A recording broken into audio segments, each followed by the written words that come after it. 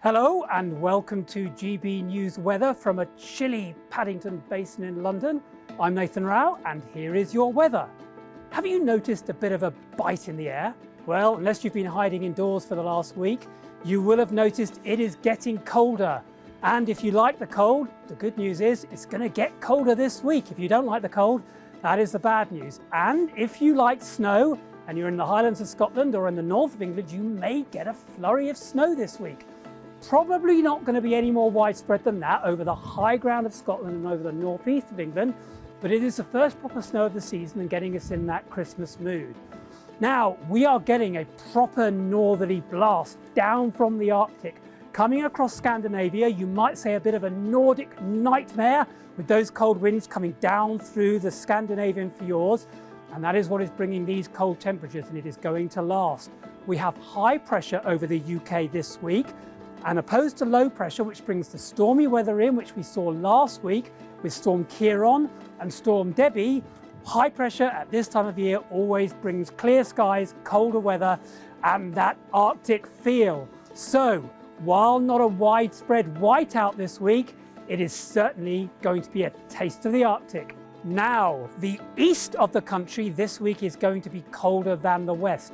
That's not to say that the west is going to be mild. In the sunshine, it may feel a little bit warmer than elsewhere, but certainly the east is going to be in the firing line of that cold northerly wind, which is coming down through Scandinavia from the Arctic. And that is because of the jet stream.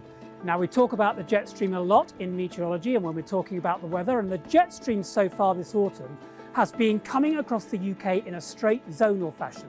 It is now turned a bit more wavy and is coming straight down in an almost perpendicular fashion to the UK, bringing those winds down from the north. Now, if you're in the north of Scotland or if you're in the north of England this week, you may feel the wind chill, and that could dip as low as -15. The wind chill is a measurement of what the wind actually feels like on the skin and is slightly different from the air temperatures of what you see quoted in the Met Office and more widely. But if you're in the north, a very, very cold wind chill. Now you might be thinking, but it's winter, it's cold. Winter is actually a week away. The meteorological winter starts on the 1st of December. So winter may have arrived about a week early in terms of the cold, but if you're waiting for that festive flurry of snow, the countdown is now on. We are at that time of year when we start talking about a white Christmas. What are the chances of a white Christmas? Is it going to snow? Isn't it going to snow? Is it too early to tell? Well, actually, it is a bit too early to tell at the moment. 5 to 10 days with any accuracy is really when you can tell what the weather is going to do. But we do have a bit of an idea, and that is because we can look at what's happening in Europe. Over Scandinavia and Eastern Europe, they are in the grips of a very, very cold period of weather. And all we'd need is a bit of low pressure or a change in the weather synoptics to nudge a bit of that towards us, and we could get that cold weather. But at the moment, it's not really that definite to say. We might get a white Christmas or we might not. However, if we look at the odds are decreasing, which means that the chances of us getting a white Christmas, according to the bookies, is increasing. So, what does Ladbrokes have to say? Anywhere for snow on Christmas Day, the odds are 10 to 11. Edinburgh, it's 6 to 4. Newcastle, 2 to 1.